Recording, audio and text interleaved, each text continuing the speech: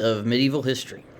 Today we're going to briefly look at sort of the chronology and development of England. That after the fall of the Anglo-Saxons and their last king under Harold Godwinson in the Norman Conquest in 1066, we will analyze the effects of the Norman Conquest and how it really shaped the English trajectory into the future in both their political, economic, and social history. So let us begin.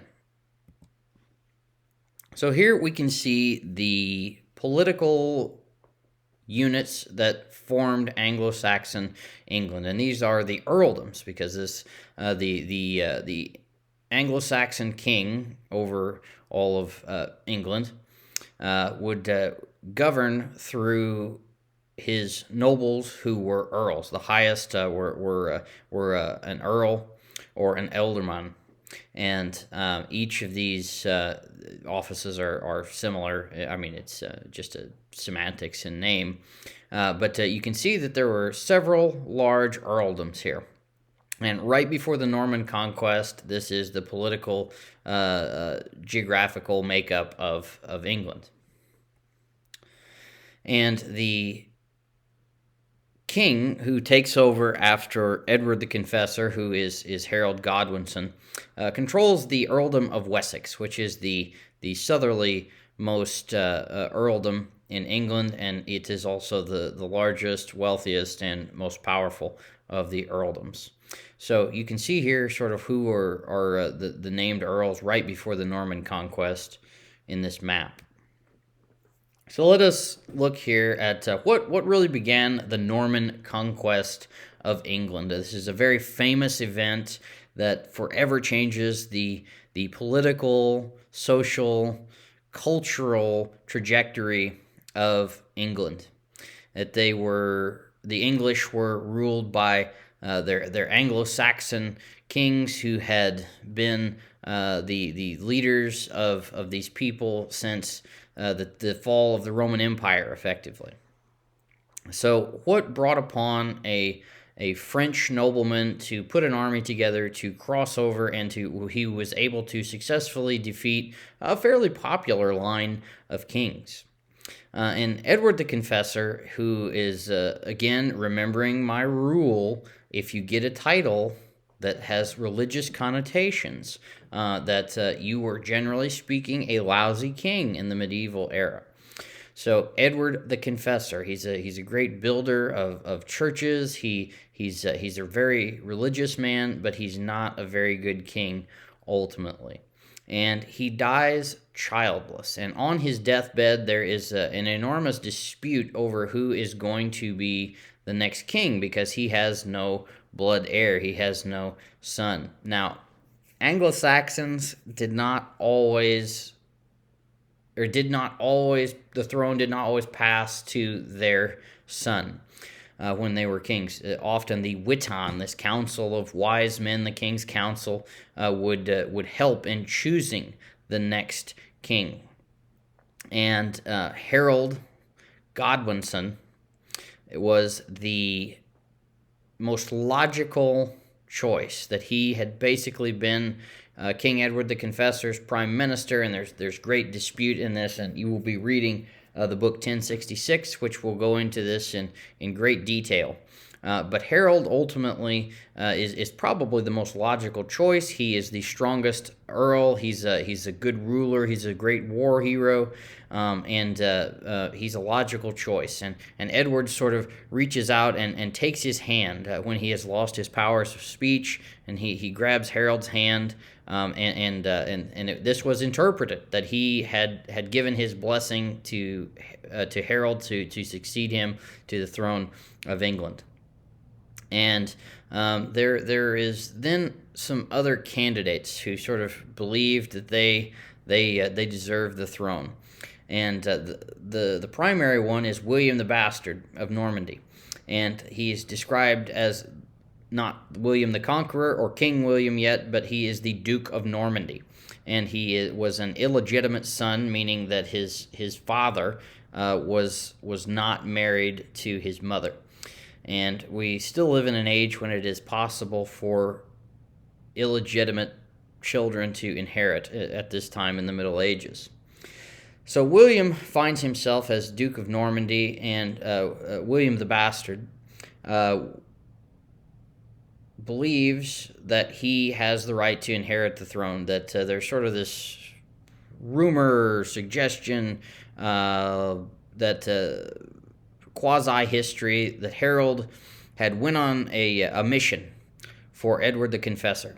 And his ships, when he was in the English Channel, they came into a storm, and he was blown to the coast of Normandy, and Harold enters into some type of agreement where he takes an oath to William, Duke of Normandy, and it's unclear what that oath was, what was meant by that oath, whether the oath was under duress, meaning that it was unbinding, but William certainly seems to believe that he has the right to inherit the throne of England, and that Harold would become his vassal, or that William would then become a high king, and Edward would sort of remain as a sub-king, or some type of political arrangement where William is going to be the superior lord and Harold is going to be the vassal.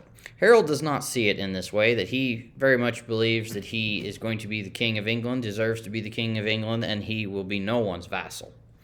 So there is a dispute there, and then there's another Harold to add more problem to this. There is Harold Hardrada, king of Norway.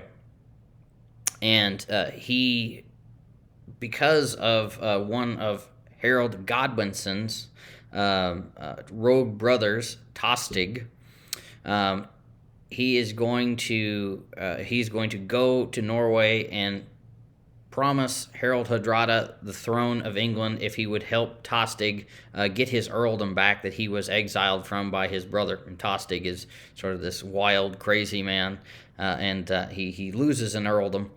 And so he goes to get the Viking king of Norway to help him gain back his throne, or gain back his earldom.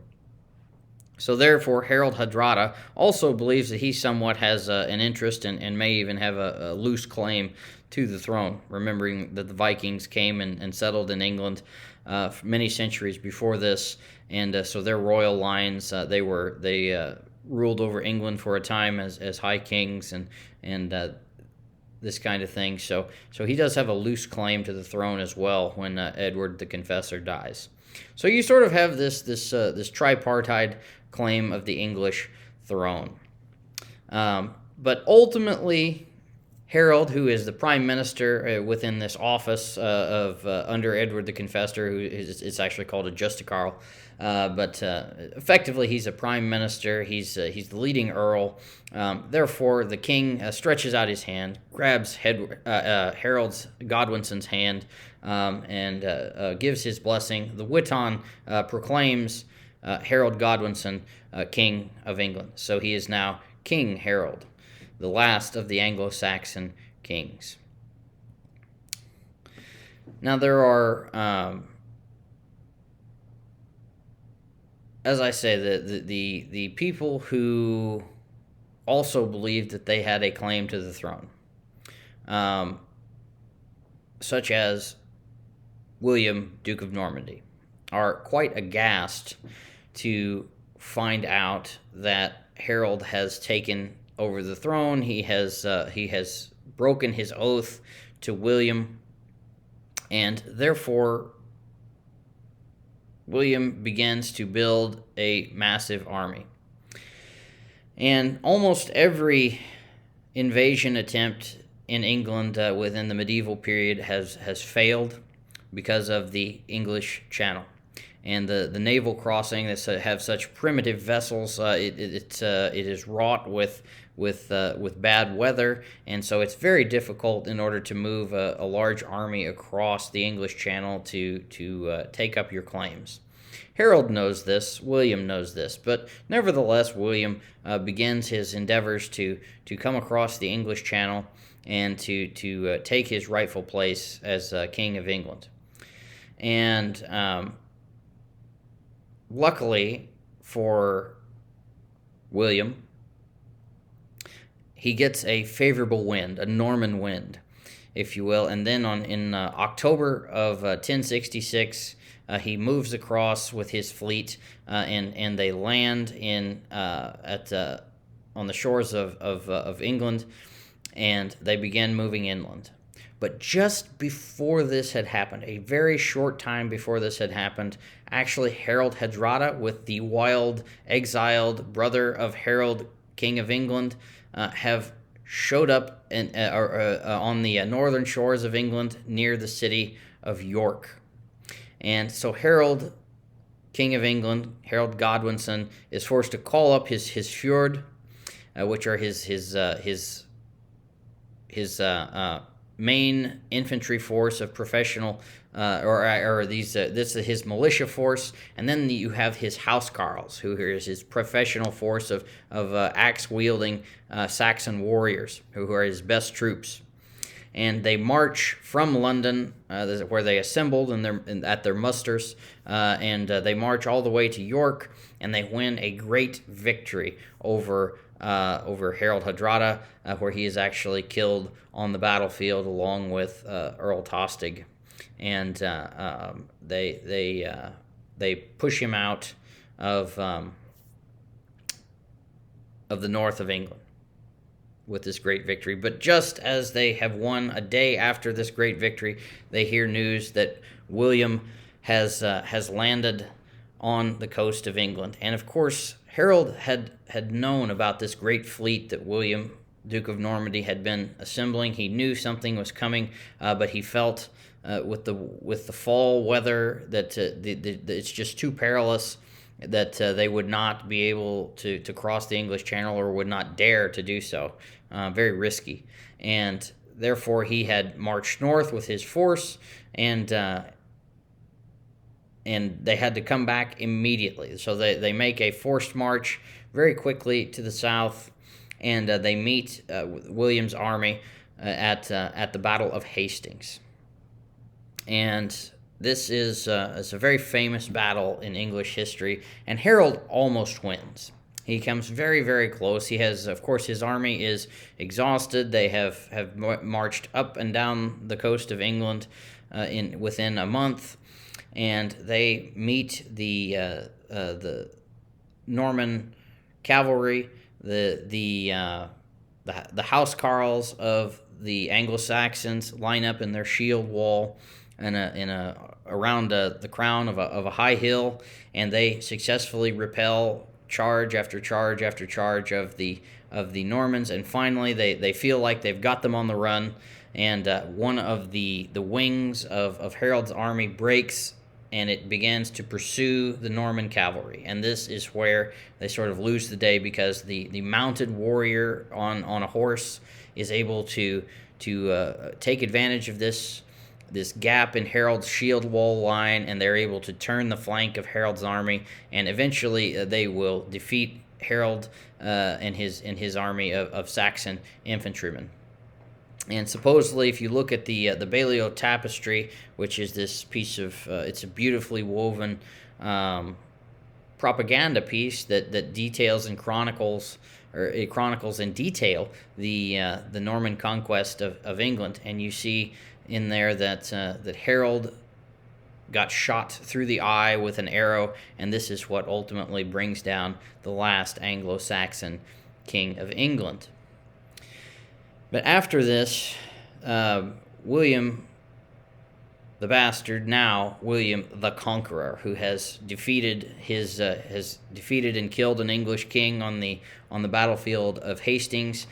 All of the Anglo-Saxon nobility was on the field that day, and the vast majority of the Anglo-Saxon nobility lost their lives on that day.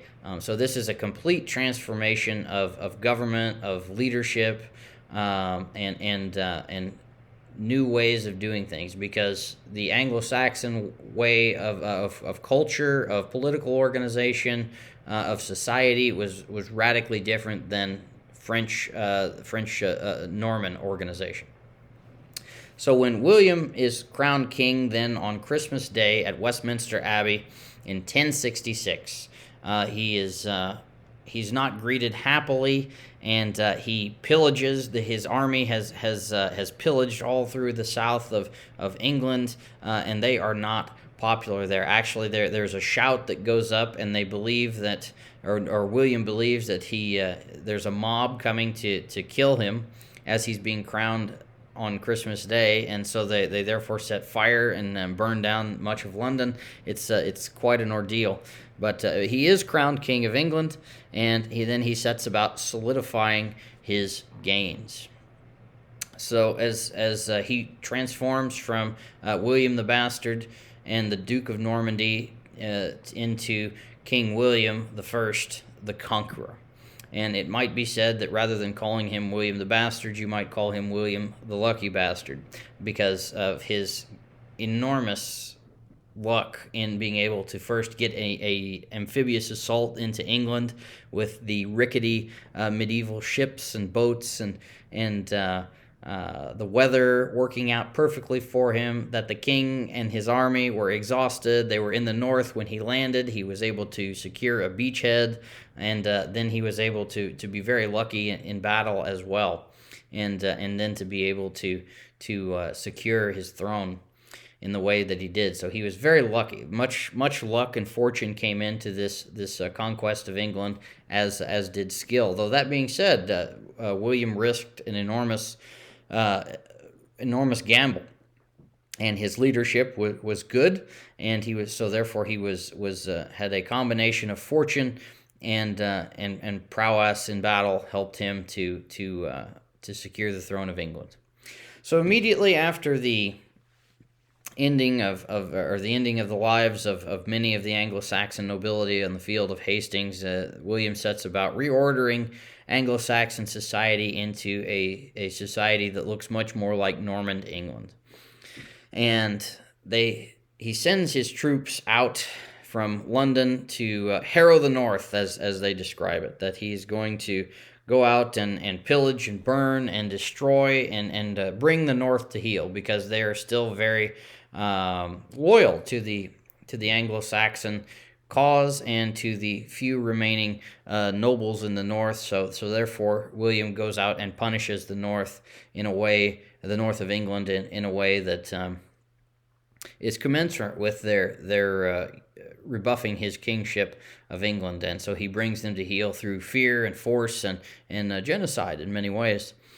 So this is a really nasty period if you are living in the north of England and around London. That many of the native Anglo-Saxons are brutalized. Their traditional leaders and political units are destroyed. Their customary laws are to some degree destroyed, and new Norman officials and lords are put into place, and land is arbitrarily seized and given over to the followers of William I, because William is Norman. He is a feudal lord, and he is going to institute feudalism into England in a way that it really had never been done before, meaning that he, the king, holds all the land and then will give it to his retainers, and then they will give it to other people. So this is a brand new style of government. And immediately William needs to know what is in his land. What is his land worth? What are the things in the land worth? So they set about on this great census through the vast majority of England, and they chronicle everything, and they bring it into this book. It's called Doomsday Book, and this is just simply a cataloging of all the wealth, all the property, who owns the property, and what everything is worth before the conquest of England. So there's many books written about this, but just to know that this is one of the only medieval surveys of land that we have, and it's of enormous historical importance, showing not only what things are worth at the time, but who had what and where it was located. So it's just an enormously valuable historical source for trying to understand how people lived in the ancient pre-Norman England. Now we can look here and we can see within Doomsday because they counted how many people were in how many towns, and we can see here that in all of England, just to show how ruggedly rural Western Europe was in the middle of the 11th century, these are towns with more than 2,000 people in them in all of England. So there's only 2 towns with more than 5,000 people in them, and that's York and London. And London only has about 10,000 people in it. So you can imagine how ruggedly rural this land was, and it's the same throughout other European nations as well. But just to show the makeup of the land as denoted through Doomsday, and this is one of the great valuable pieces of Doomsday that we can see, is it tells you how many people lived where, how they were living, where the villages were that they were living in. It's again just an invaluable piece of information that has come down to us and shows that this society was not an urban, erudite, culturally sophisticated society in the same way that had been much earlier urban centers when even the Romans were there. So when the Romans had come into Britannia, it was a much different world, and it was far more urbanized than it was even by the middle of the 11th century. So what did the Normans do? How did they set up things differently? Well, they first of all introduced their own language. Therefore, when you are trying to go through English records in the High Middle Ages, often you have to have French because that is what the language of the elite is. When the political figures, they speak French. Legal writings are in French largely. The nobility is going to speak French, and the lower classes are going to speak Middle English or Anglo-Saxon. So you have 2 differing languages here, which causes some interesting situations when you're trying to research in this time period, and as well as interact with each other in a society. You can imagine being in a society where your social overlords, your feudal overlords, speak completely different languages than you, and you would not have any ability to communicate with them. It ends up working out fairly well, but this also is why English has modern English has so many synonyms for every. I mean, there's just unending amounts of synonyms to describe things in the English languages, and adjectives, adverbs that are just unending, because it is really part of about 3 languages that are brought together in England and then transported throughout the world. So we see in this the introduction of new languages. We see the introduction of new law codes. That we bring in French feudal law codes. But at the same time, there's a very interesting document that William confirms the laws as were under Edward the Confessor. So this means that William, as king, has transferred the common law of England all the way from his Anglo-Saxon predecessors, that the customs observed under Edward the Confessor, he, William, would also observe with, of course, his own new commands.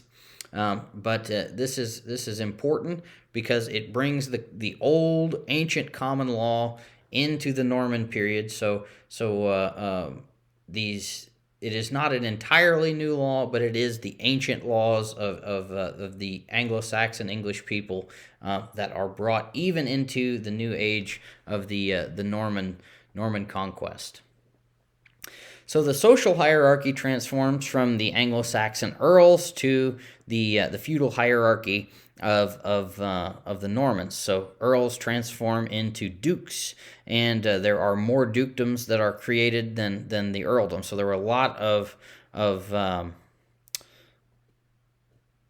dukes and other hereditary lords that were made by William, because this is how he rewards his brave followers for for coming over and daring the crossing of the English Channel and fighting in a war. Well, he's not going to pay them because he doesn't have any money.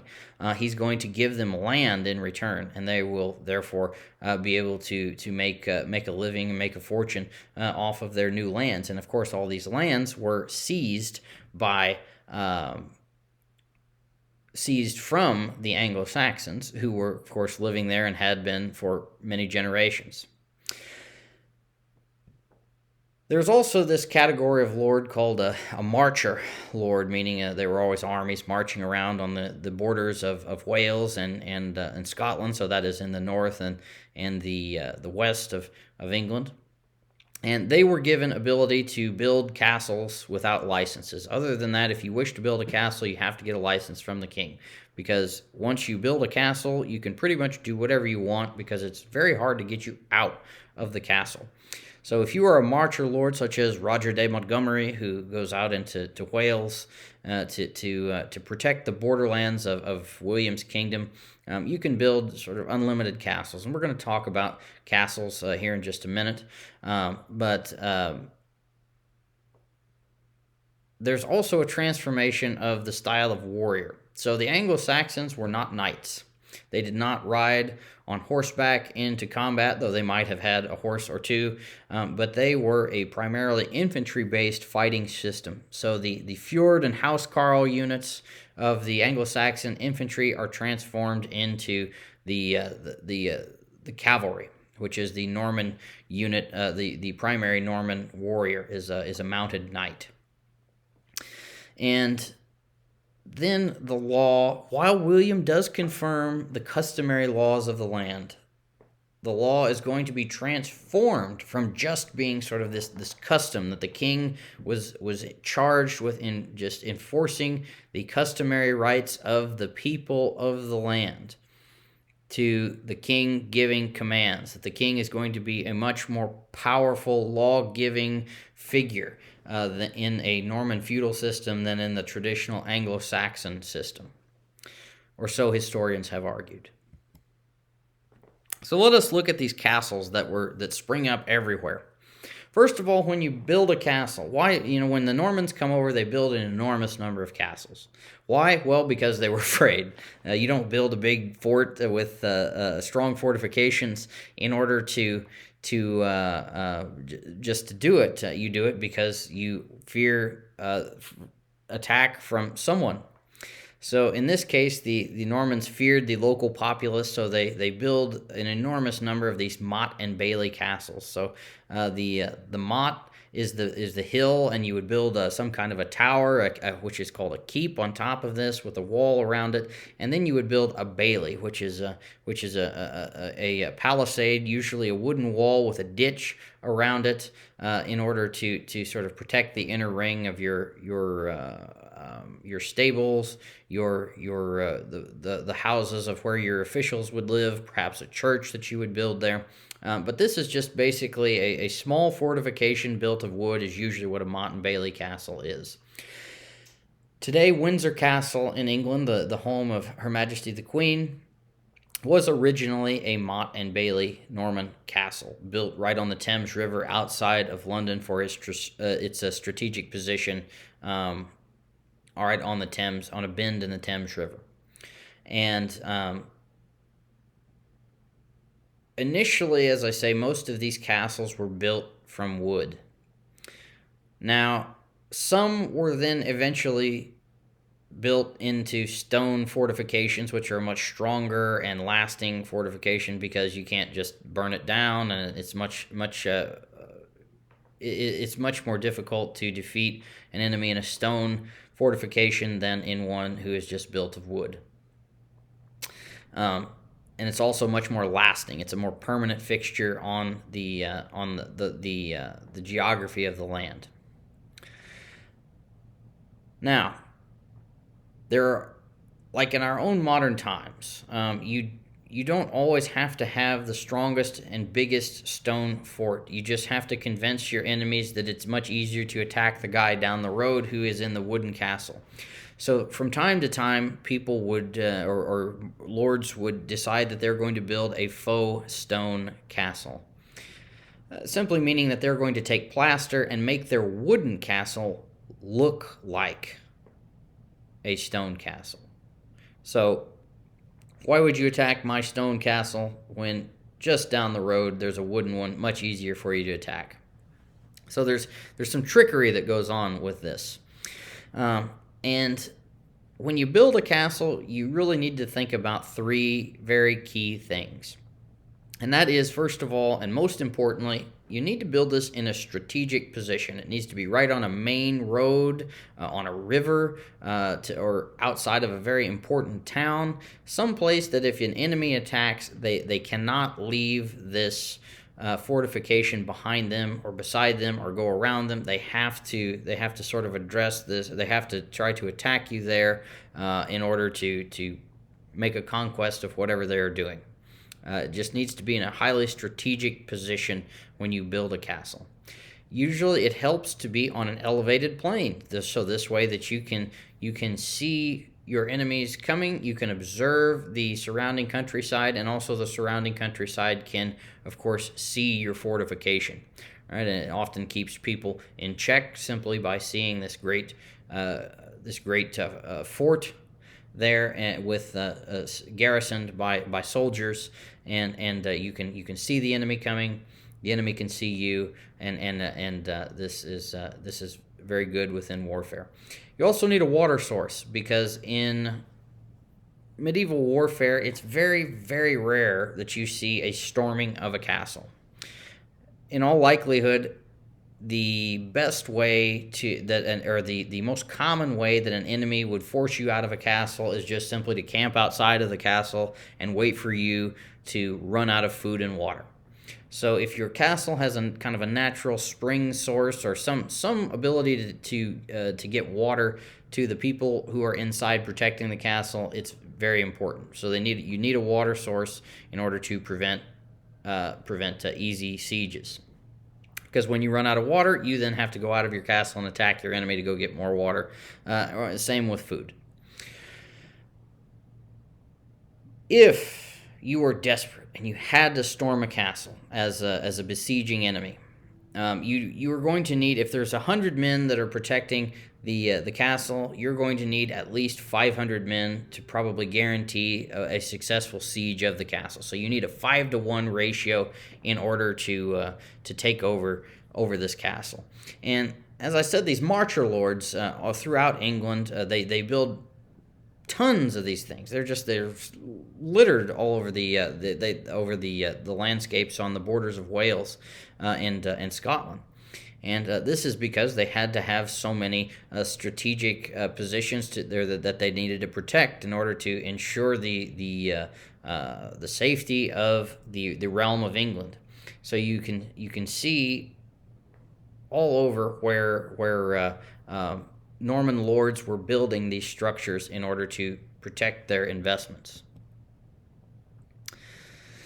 As I said, the Anglo-Saxons were pushed out, their lands were taken, and there was a Norman-style feudalism that was interjected into England. Meaning that, as we had an entire lecture on feudalism, that there would be a superior lord that would give land in exchange for military service to a socially inferior vassal. So in England, you have the only true style of pure feudalism, because this is a system that was created entirely from nothing. And when William conquers England, he, as the conqueror, has the right to all the land, and then he gives that out to his vassals who come over to him. He creates them dukes of wherever, and then the dukes can grant more land to their knights who came with them, and it's really a very hierarchically well-designed system, because you don't have conflicting levels, conflicting claims. It's the purest kind of feudalism right when it is introduced into England. And we spoke about the transformation from the infantry warrior to the knight, which was very important in England as feudalism is introduced. Of course, knights are going to become the primary warriors within feudal England, and that is why they need the land in order to provide for their military equipment and their service to the king. After the time of William I, of course, he can't live forever. There are other inventions within the political, economic, and social structures of England. So one of the most highly researched areas is sort of the legal reforms of Henry I, and he's often referred to as the Lion of Justice, that the king is going to be the fount of new laws and justice, and go from customary law to command law, and being able to centralize law courts in a way that sort of French lands and counties, kingdoms did not have sort of this very clear hierarchical system of justice. And Henry I is going to create a system of itinerant courts where you can go to a royal court to get justice versus a baronial court, meaning that if you have a dispute with your landlord, your baron, the Duke of Lancaster, or wherever, you can go to a roving, itinerant royal court, and the king will give justice because, of course, the king is the feudal overlord. He is the fount of all justice in his land, and therefore by creating this itinerant court system, he is able to expand his power and centralize power over the local officials, so that way the English barons do not have the same kind of autonomy that the French barons have, where they can virtually ignore the king. In France, in England, the kings usually have real power. And there are other means that Henry I creates. He issues writs. These are sort of official transactions, documents that he gives. It would be thought of as kind of like an executive order that he would issue from his throne and send out to the lands that were thought of.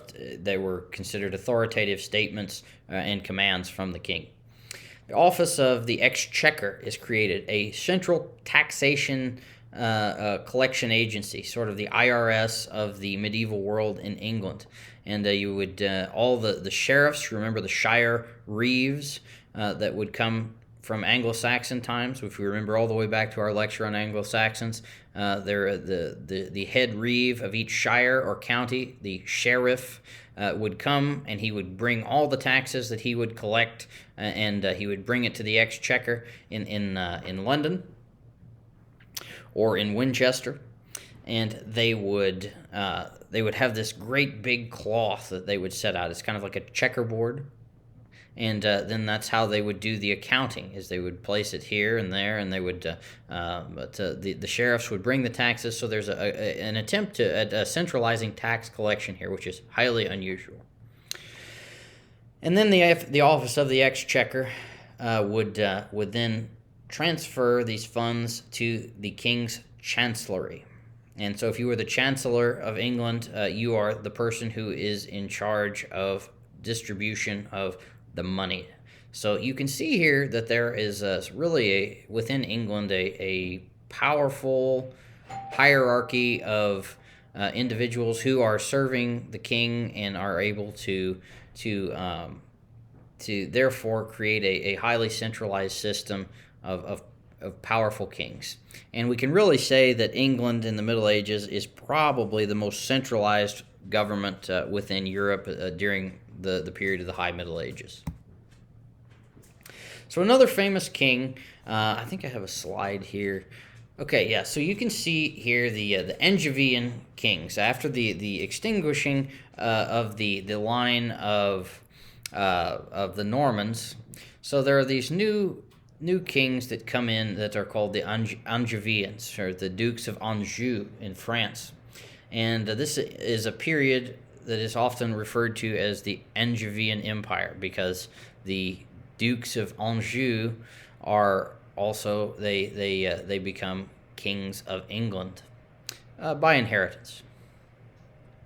And the Angevin Empire is actually larger territorially under the kings than is the Kingdom of France. Now we run into a problem here, and this will become more important later. But of course, Henry II, who we will be discussing here, is Duke of Anjou, and the Duke of Normandy, and both of these are counties within France. And as the Duke the Count of Anjou, the Duke of Aquitaine, the Duke of Normandy, you have to swear an oath of fealty in feudalism to the King of France. Now, this same person who has just sworn an oath of fealty to the King of France is also the King of England. So, is the King of England a vassal to the King of France? The kings of France will argue this. The kings of England will say, no, we are not. So there will be enormous conflict that will boil over into warfare between the kings of England and kings of France because of their conflicting authority and jurisdictions. So Henry II, who is the most famous of the Angevin kings, and this is England when it's at the height of its power. And Henry, like his predecessor, attempts to centralize government, centralize his power, and he knocks down castles. He's a incredibly itinerant king who moves all over his lands constantly. And if you want to be a powerful king, this is something you have to do. You have to show up to places all over your kingdom if you want to continue to for people to follow what you are doing. It's a very personal world in ways that we just don't appreciate in our modern world.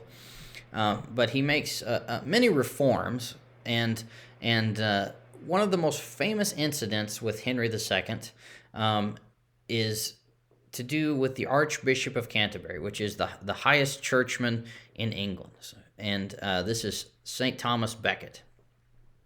And Becket and Henry get into a dispute. And actually, Thomas Becket was one of Henry's best friends. And the reason he gets to be Archbishop of Canterbury, he is raised from basically a nobody to one of the highest offices in England.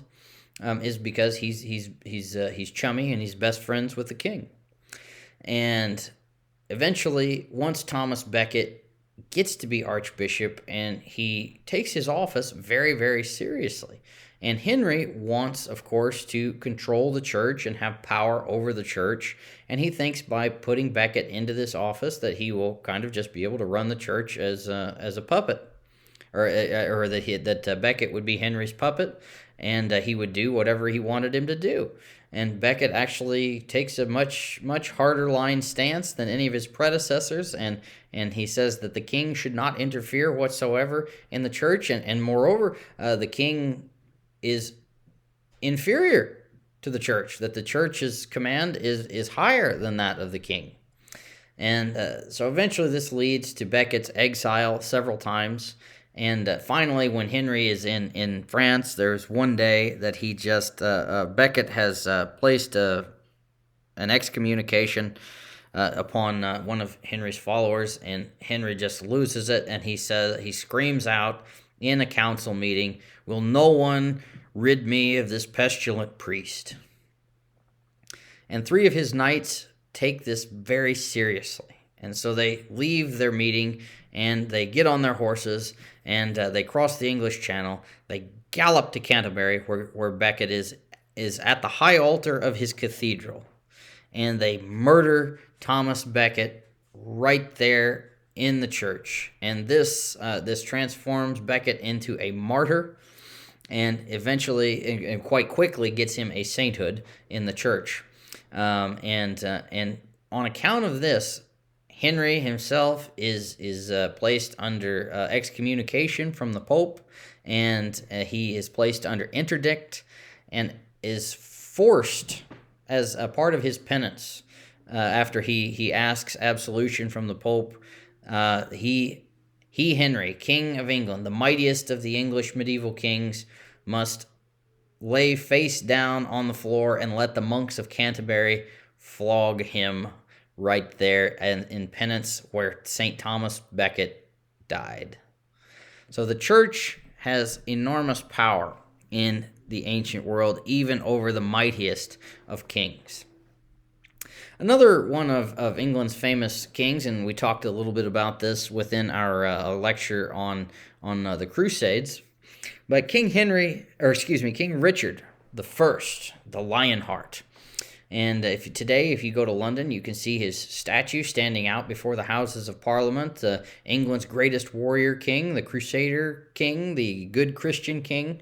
And the funniest thing about Richard is that he barely spoke a word of English. He hated England. He wanted nothing to do with it, and he only used it as a bank account that he could draw upon to fund his wars in France and to go on crusade. He famously said if he could have found someone who had enough money to buy London, he would have sold it to them.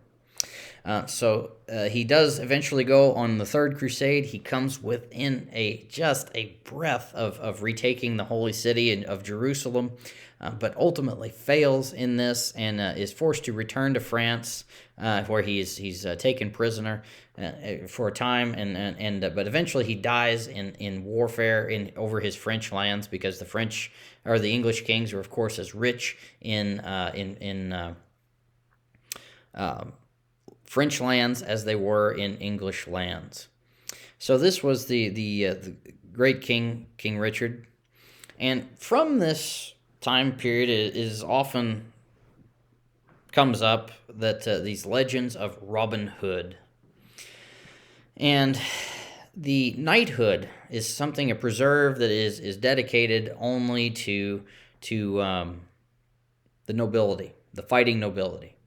And the legends of Robin Hood are sort of this figure who a yeoman figure who robs the rich and gives the money to the poor. That he looks out for the common men of England, and he cares about them. He tries to take care of people when there was a lawless and terrible time under King John, and King Richard was held prisoner during this time after the Crusade, and good King Richard and all this stuff. But the knighthood, again, is just a preserve of the nobility. And when the lower classes want to participate in something, they create these myths. And they create these heroes. And Robin Hood is this. He is a yeoman chivalric hero. He is the great Christian warrior who robs the rich and gives to the poor. And you see all these great figures that come about, and his time, or the time of Robin Hood, is usually set under when King Richard was away, and Prince John, his brother, the terrible Prince John, was pillaging England and taxing the poor into poverty. And Robin Hood plays a central role in getting King Richard back and stopping this evilness from Prince John. Actually, when we look at the history of this, we don't even see the first mentions of Robin Hood until about the middle of the 14th century, which is long after the death of King Richard and Prince John and all these figures. But nevertheless, this is just simply a classic tale of this of the common man helping out the other common people of the realm at the expense of those who are always doing better than them, and they are abusing them. So there's just something really classic about the tales of Robin Hood, but they are not historical in this sense, and certainly they were never written from the times of good King Richard and nasty Prince John. That they were much later creations. So returning to nasty Prince King John, that after the death of King Richard I, who was the second eldest son of Henry II, remember the great Henry II, Thomas Becket? Well, his youngest son was John. And John was a really lousy politician. And he lost almost all of his father's French lands to the French crown and his enemies in France.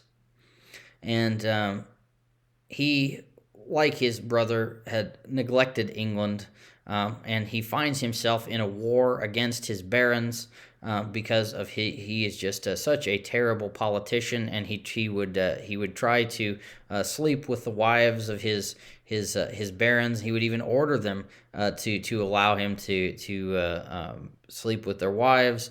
Such things like this. He was just a dreadful king in so many ways, and a terrible war leader.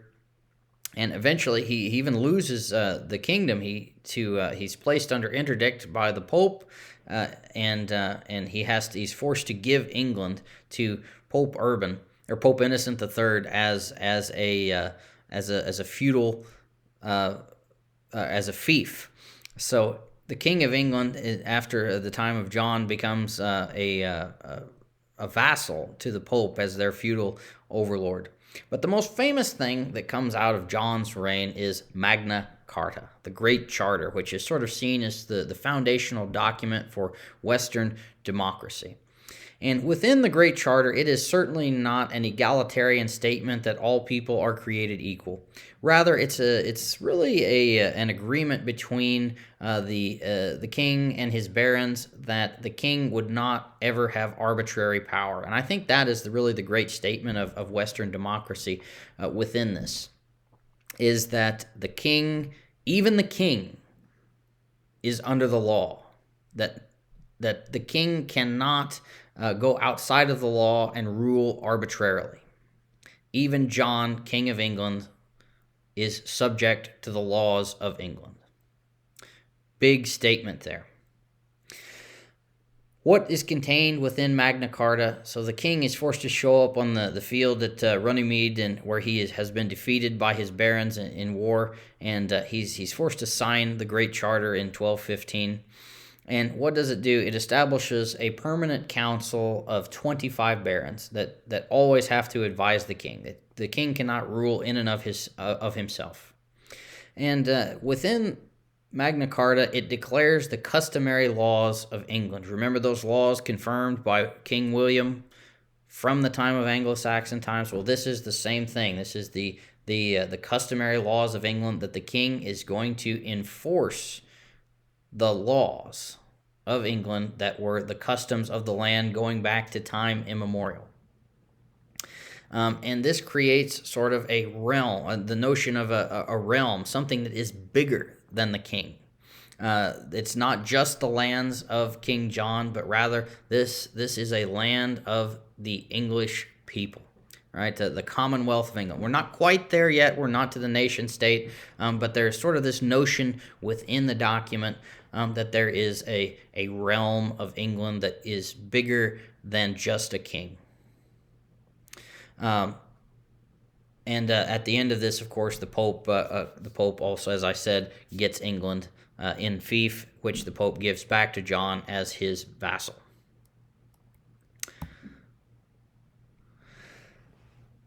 So Parliament. Where does Parliament come from? It doesn't exactly come from the Anglo-Saxon witan. That's more just the King's Council. But Parliament we see for the first time called under the reign of Henry III. And we see sort of allusions to councils being called, but it's not a not a permanently meeting body for a very long time after this. But the king begins to send out writs, or that he's going to send out a summons to knights of the shire, to the lords of the land, to the bishops and the great abbots, and they're all going to come together to meet. It's an extension of the king's council. It's not an independent lawmaking body. But parlement means simply to come and meet on the hill. So when you parley, you speak. You are part of the king's council, and the king would only call parliament in order to when he needed money.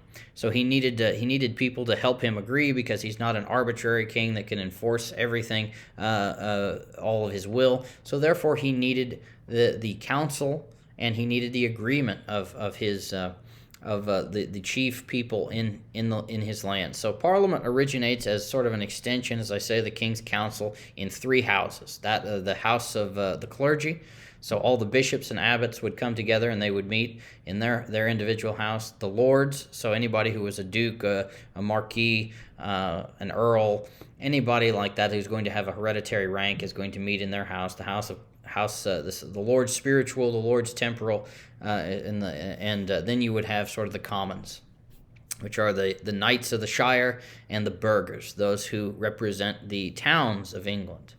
So traditionally, each shire is going to send 2 knights to represent them, and then each town what's a burgh? Well, it's a town that has a license from the king, and so each of these licensed towns would send 2 burghers to Parliament to represent them in the Commons, and they would therefore suggest to the king what they felt was just within taxation, and the king would then decide, and the king would give a command. Parliament does not have the ability to create law. They can suggest things, but they're an extension of the King's Council. They are there to give advice.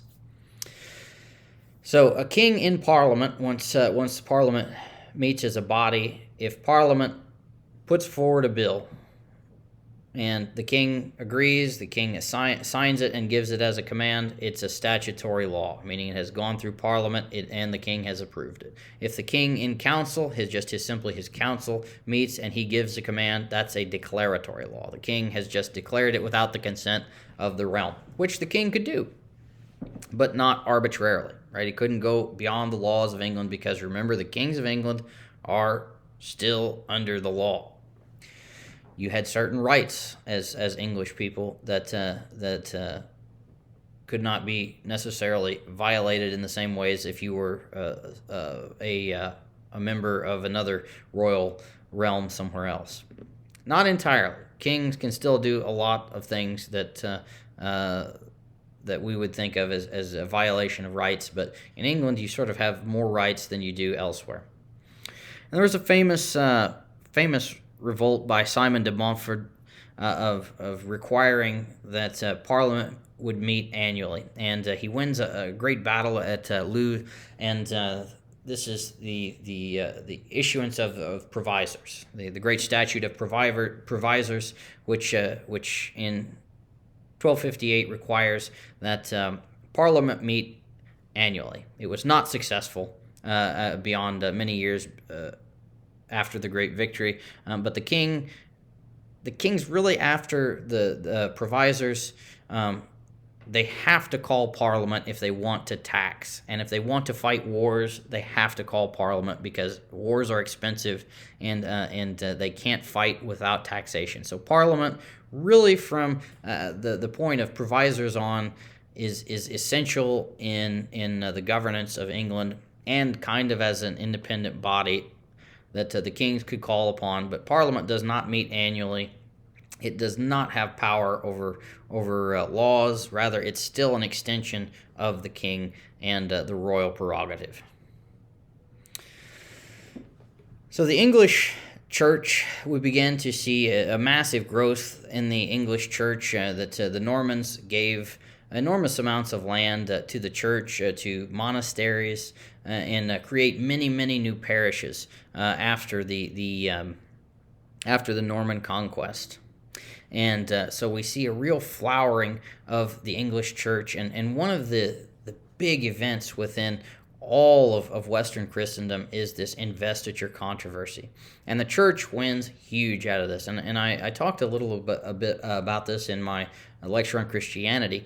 But the investiture controversy is basically who gets to make a bishop. Is it the Pope? Is it the Archbishop of Canterbury? Who selects the bishop?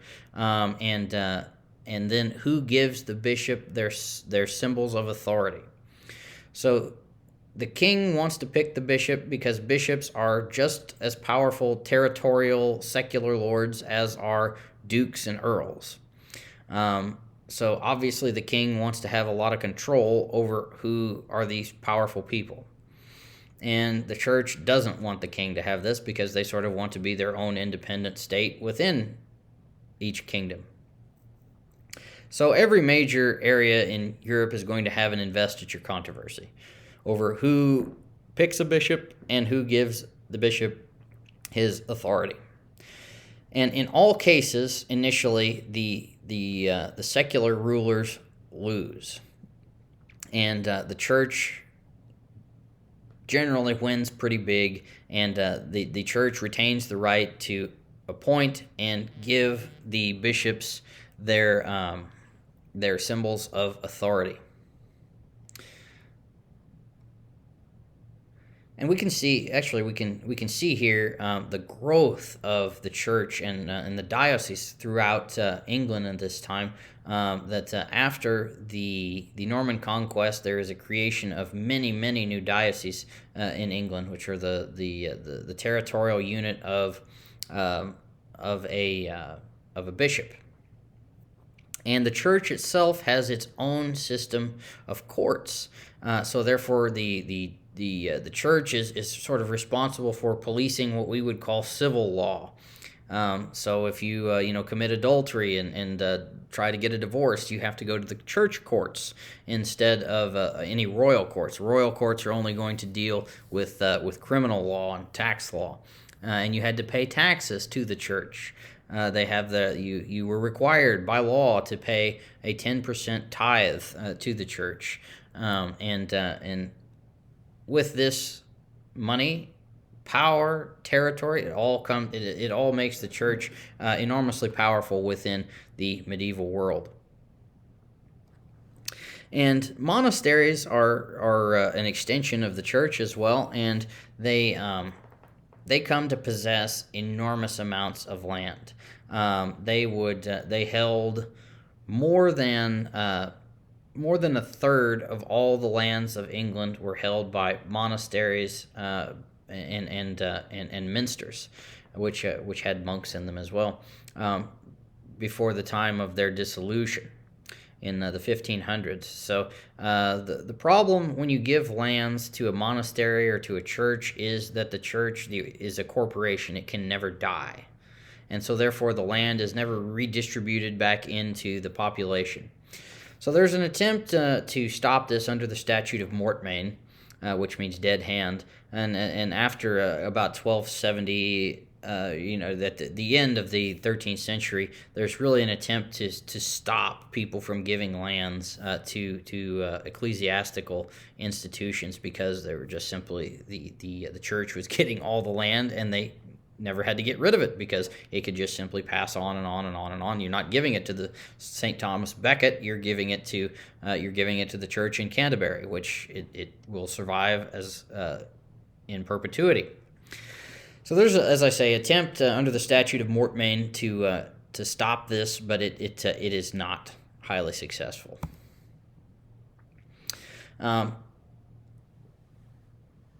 As time goes on, there are other great kings, and there is an attempt, and I just wanted to briefly mention, if you've ever seen the old film, now, I guess it is, 1998, Braveheart, this is the struggle of Scotland against the English kings, and King Edward I, the Longshanks, which is called this for his how tall he was, invades Scotland. He tries to take over the Scottish territories, the Scottish crown, and eventually there will be a massive war against Scotland, and Scotland is able to defeat one of England's mightiest warrior kings, and keep its independence, which is so important for later developments in England, because with Scotland under the Treaty of Berwick, the King of Scotland is able to retain his independence from the English crown, that he is not an underling of the kings of England, but rather they are independent, and therefore they cement an alliance with France.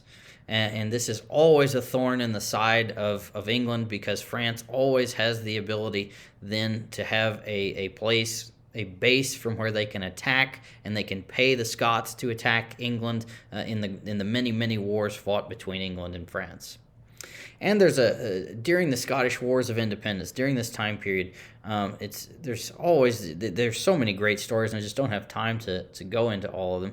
But it's William Wallace is a commoner who rises up through the ranks to become a knight, and he becomes High Protector of Scotland for 5 minutes.